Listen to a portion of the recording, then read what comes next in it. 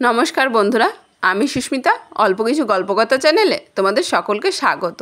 আজ সুকুমার রায়ের যতীনের জুতো গল্পটি তোমাদেরকে পড়ে শোনাবো।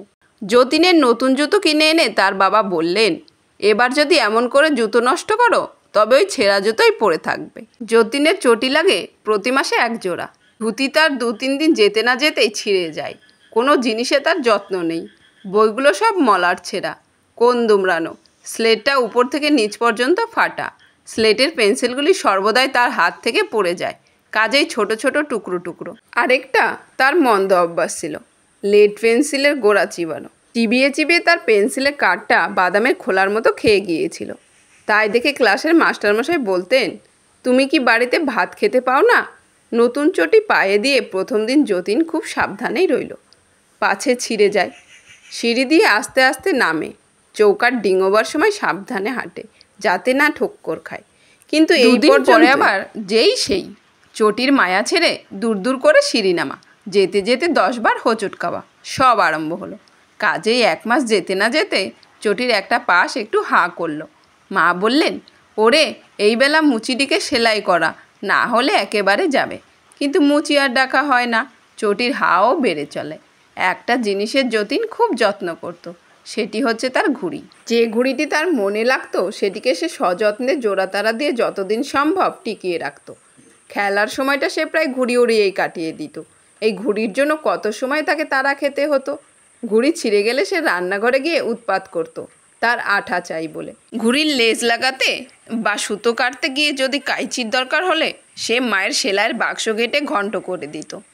ঘুড়ি উড়াতে আরম্ভ করলে তার খাওয়া দাওয়া মনে থাকতো না।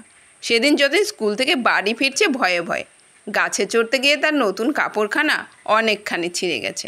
বই রেখে চটি পায়ে দিতে গিয়ে দেখে চটিটা এত ছিঁড়ে গেছে যে তার পরাই মুশকিল। কিন্তু সিঁড়ি নামবার সময় তার সে কথা মনেই রইল না। সে 2-3 সিঁড়ি ডিঙিয়ে নামতে লাগলো। শেষে তাতে চটির হাত বেড়ে বেড়ে সমস্ত দাঁত বের করে ভ্যাংচাতে লাগলো। যেমনি সে শেষ 3টা সিঁড়ি ডিঙিয়ে লাফিয়ে পড়বে, অমনি মাটিটা তার পায়ের নিচ থেকে সুরুত করে সরে গেল। আর ছেঁড়া চটি তাকে নিয়ে সাই সাই করে শূন্যের উপর দিয়ে কোথায় যে ছুটে চললো তার ঠিক ঠিকানা নেই। ছুটতে ছুটতে ছুটতে ছুটতে চটি যখন থামলো, তখন যতীন দেখলো সে কোন অচেনা দেশে এসে পড়েছে। সেখানে অনেক মুচি বসে আছে। তারা যতীনকে দেখে কাছে এলো। তারপর তার পা থেকে ছেঁড়া চটি জোড়া খুলে নিয়ে সেগুলিকে যত্ন করে ঝাড়তে লাগলো। তাদের মধ্যে একজন মাতব্বর গোছের। সে যতীনকে বলল, তুমি দেখছি ভারী দুষ্টু, জুতো জোড়ার এমন দশা করেছ, আর একটু হলে বেচারিদের প্রাণ বেরিয়ে যেত। যতীনের ততক্ষণে একটু সাহস হয়েছে। সে বলল, জুতোর আবার প্রাণ থাকে নাকি? মুচিরা বলল, তা না তো কি, তোমরা বুঝি মনে করো তোমরা যখন জুতো পায়ে দিয়ে জোরে জোরে হাঁটো তখন ওদের লাগে না? খুব লাগে। লাগে বলেই তো ওরা মচমচ করে। যখন তুমি চটি পায়ে দিয়ে দূর দূর করে সিঁড়ি দিয়ে ওঠানামা করছিলে আর তোমার পায়ের চাপে ওর পাশ কেটে গেছিল, তখন কি ওর লাগেনি? খুব লেগেছিল। সেই জন্যই তো তোমাকে আমাদের কাছে নিয়ে এসেছে। যত রাজ্যের ছেলেদের জিনিসপত্রের ভার আমাদের উপর, তারা সে সবের অযত্ন করলে আমরা তাদের শিক্ষা দিই। মুচি যতীনের হাতে ছেঁড়া চটি দিয়ে বলল, নাও সেলাই করো। যতীন রেখে গিয়ে বলল, আমি জুতো সেলাই করি না, মুচিরা করে। মুচি একটু হেসে বলল, এ কি তোমাদের দেশ পেয়েছো যে করবো না বললেই হলো? এই সুচ সুতো নাও, সেলাই করো। যতীনের রাগ তখন কমে এসেছে, তার মনে ভয় হয়েছে। সে বলল, আমি জুতো সেলাই করতে জানি না। মুচি বলল, আমি দেখিয়ে দিচ্ছি, সেলাই তোমাকেই করতে হবে। যতীন ভয়ে ভয়ে জুতো সেলাই করতে বসলো। তার হাতে ছুঁচ ফুটে গেল, ঘাড় নিচু করে থেকে থেকে ঘাড়ে ব্যথা হয়ে গেল। অনেক কষ্টে সারাদিন 1 পাটি চটি সেলাই হলো। তখন সে মুচিকে বলল, কাল অন্যটা করব, এখন খিদে পেয়েছে। মুচি বলল, সে কি, সব কাজ শেষ না করে তুমি খেতেও পাবে না, ঘুমোতেও পাবে না। 1 পাটি চটি এখনও বাকি আছে। তারপর তোমাকে আস্তে আস্তে চলতে শিখতে হবে, যেন আর কোনো জুতোর ওপর অত্যাচার না করো। তারপর দর্জির কাছে গিয়ে ছেঁড়া কাপড় সেলাই করতে হবে। তারপর আরও কী কী জিনিস নষ্ট করেছো দেখা যাবে। যতীনের তখন চোখ দিয়ে জল গড়িয়ে পড়েছে। সে কাঁদতে কাঁদতে কোনো রকমে অন্য চটিটা সেলাই করলো। ভাগ্যে এ পাটি বেশি ছেঁড়া ছিল না। তখন মুচিরা তাকে একটা 5 তলা উঁচু বাড়ির কাছে নিয়ে গেল। সে বাড়িতে একটা সিঁড়ি বরাবর 1 তলা থেকে 5 তলা পর্যন্ত উঠে গেছে। তারা যতীনকে সেই সিঁড়ির নিচে দাঁড় করিয়ে দিয়ে বলল, যাও একেবারে 5 তলা পর্যন্ত উঠে যাও, আবার নেমে এসো। দেখো আস্তে আস্তে এক একটি সিঁড়ি করে উঠবে নামবে, যতীন 5 তলা পর্যন্ত উঠে গিয়ে নেমে এলো। সে নিচে আসলে মুচিরা বলল, হয়নি, তুমি 3 বার দুটো সিঁড়ি একসঙ্গে উঠেছ, 5 বার লাফিয়েছ, 2 বার 3টে করে সিঁড়ি ডিঙিয়েছ। আবার ওঠো, মনে থাকে যেন, একটুও লাফাবে না, একটাও সিঁড়ি ডিঙোবে না।